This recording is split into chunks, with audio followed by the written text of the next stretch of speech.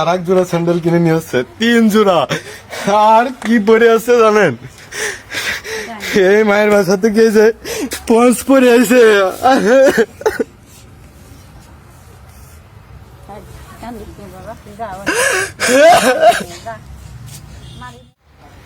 আমার মা মাত্র বাসায় আনলাম, তা আমার জন্য এই যে দেখেন, আমার জন্য স্যান্ডেল কিনে নিয়ে আসছে।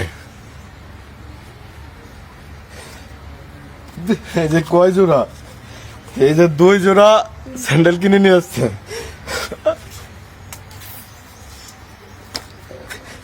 এই যে আর এক জোড়া স্যান্ডেল কিনে নিয়ে আসছে, 3 জোড়া। আর কি পরে আছে জানেন, এই মায়ের বাসা থেকে যে পঞ্চ পরে আছে।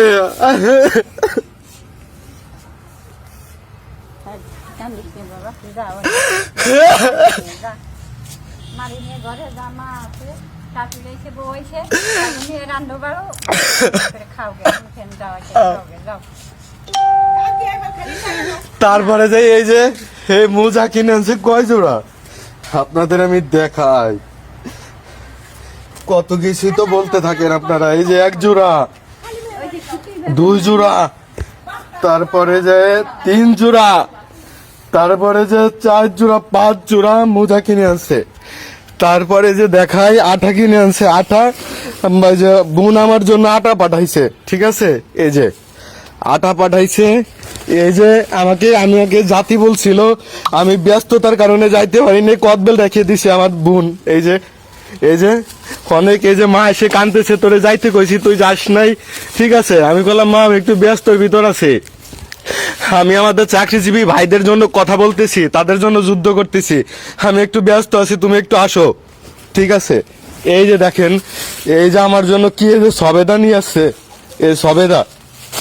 তারপরে যে এই যে দুধ নিয়ে আসছে আমার জন্য, এই দেখেন দুধ নিয়ে আসছে। এর পরের তারিখ 6-7 মাস আগে আসছিল, তখন 100 প্রায় 120 কেজি চাউল নিয়ে আসছে আমার বোনের বাসা থেকে, ভাঙ্গাই চূড়ায় কষ্ট করে যে আমার পোলা খাবে। আপনাদের না বললে নয়, আপনারা কত কিছু করেন, কত কিছু ভাবেন।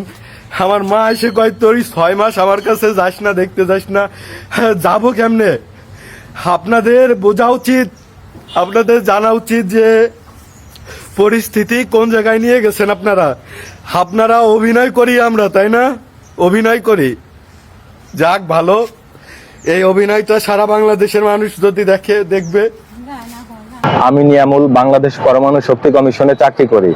আমার অফিস 8টা থেকে দুপুর 2টা 30 পর্যন্ত। তারপরে পেটের তাগিদে সরকার আমাকে 8,200 টাকা বেতন দেয়। এই 8,200 টাকায় আমি 10 দিনের বেশি চলতে পারি না। আমার বৃদ্ধ একজন মা আছে, আমার বাবা নেই, আমার 7টা বোন, তাদের সবার দায়িত্ব আমার স্ত্রী একজন, সে অসুস্থ। মাকে 20 দিন আমি পরিবার নিয়ে খুবই অভাবের ভিতরে থাকি। তা কোনো কিছুই আমার ভালো লাগে না। পরে কি করব, আমি এই হকারি পদটা বেছে নিছি। এই হকারি টাকায় আমি দুপুর 3টা থেকে শুরু করে রাত 11টা পর্যন্ত আমি হকারি করি। এই হকারি করে আমার যতটুকু ইনকাম হয় আমি সেই টাকা দিয়ে বাসার জন্য বাজার করে নিয়ে আসি। আর বাদ বাকি কিছু টাকা যদি থাকে সেটা আমি আমার মাকে পাঠাই। আমার মা অসুস্থ, আমি 2 বছর আমার মাকে টাকা দিতে পারি না। আমার মা পিঠা বিক্রি করে, আমার মা বাইরে কাজ করে, আমার বোনের বাসায় যাই, আমার বাসা আসে না। আমি খুবই অর্থকষ্টের ভিতরে থাকি। আমি শুধু এইটা না, আমি এর আগে চা বিক্রি করছি, ছোট একটা দোকান ছিল আমার। তারপরে যে আমি অনেক কিছু করার চেষ্টা করছি, কিন্তু কোন রকম পথ পাই না। ভাবি যে সরকার আমাদের এই না বেতন বাড়ায়, সরকার এই না বেতন বাড়ায়, কোনো কুল কিনারা না পেয়ে পরে ডিসিশন নিছি যে না, আমি হকারি করব। তারপরে আমি এই হকারি করার পথ বেছে নিচ্ছি। আমি রাস্তায়, তারপরে দোকানে, বাস স্ট্যান্ডে, হাট বাজারে আমি তিলের মোয়া, কাঁচাগোল্লা, নাড়ু, বাদাম এগুলা বিক্রি করি। আর এইটা দিয়ে যা ইনকাম হয় আমি আমার পরিবার নিয়ে খাই। আপনারা জানবেন যে আমার একটা কিস্তির একটা আছে, আমার মা অসুস্থ ছিল, বাসা একটা ঝামেলার কারণে আমি একটা কিস্তি উঠাইছিলাম 50,000 টাকার। আমার প্রতি মাসে 5,200 টাকা আমার কিস্তি দেওয়া লাগে। তা 5,200 টাকা যদি কিস্তি দেওয়া লাগে, আমার বাসা ভাড়া 5,000 টাকা, আমি পরিবার নিয়ে এখানে থাকি। সামান্য আমার 10 দিনও আমি চলতে পারি না এই টাকায়। আমি সরকারের কাছে অনুরোধ করতেছি, আমরা যারা সৎভাবে জীবনযাপন করি, আমাদের 8,250 টাকা দিয়ে অনেক চলতে কষ্ট হয়।